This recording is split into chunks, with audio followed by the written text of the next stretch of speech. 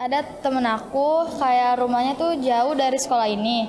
Terus juga rumahnya ngelewatin dari kayak pembuangan sampah. Jadi dia putus sekolah. Aslinya kalau nggak putus sekolah dia sama kita lulus. Tapi sekarang dia masih di kelas 3. Tadinya sekolah di sini bareng kita. Tapi dia putus sekolah terus sekarang dia mulung. Dia bantuin orang tuanya.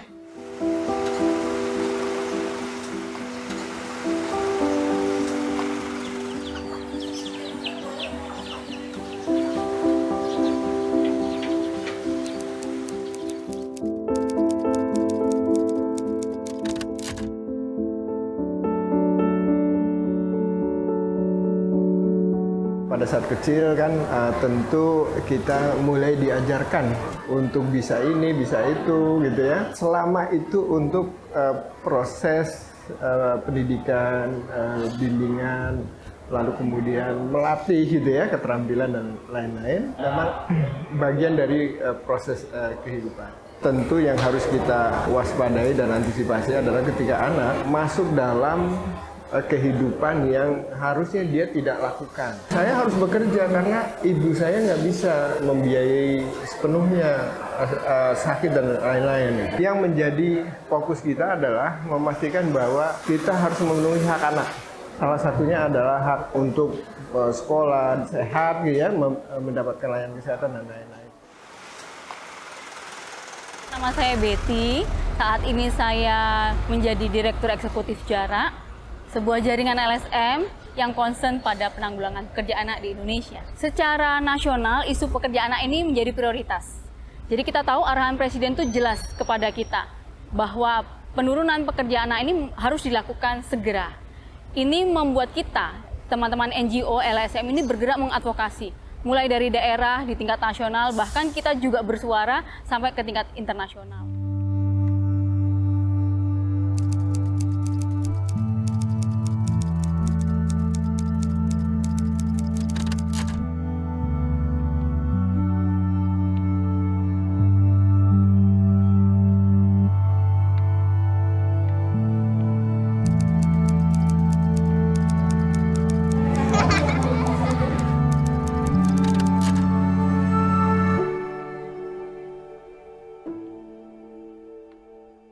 Dia tuh apa sih cita-citanya? Dokter. Kenapa? Pengen ngobati. Kalau aku guru, aku pengen belajar bahasa Inggris. Aku guru. Dokter. Aku mau jadi tentara. Saya cita-citanya menjadi permainan bola. Kalau aku YouTuber. Cita-cita aku jadi dokter. Aku jadi dokter. Aku jadi marseller. Belajar yang rajin dan taat kepada ibadah. Belajar yang rajin dan berusaha jangan pernah bolos sekolah. Rajin belajar, beribadah, rajin berdoa. Saya pernah merasakan juga jadi pekerja anak. Saya pernah ya zaman masih sekolah ya jual koran, jual tas plastik, juga dimarahin dan sebagainya, harus laku sekian dan sebagainya. Nah, tapi ternyata kemudian juga setelah bisa bebas dari situasi itu karena ada yang menolong mengangkat saya untuk bisa juga membiayai sekolah sendiri, akhirnya saya bisa terus melanjutkan cita-cita. Jadi saya juga harapkan mungkin ribuan atau jutaan pekerja anak yang di Indonesia bisa segera dientaskan. Artinya hak mereka untuk mendapatkan pendidikan, untuk tumbuh dan berkembang secara optimal, sesuai dengan cita-cita masing-masing, itu bisa betul-betul dipenuhi.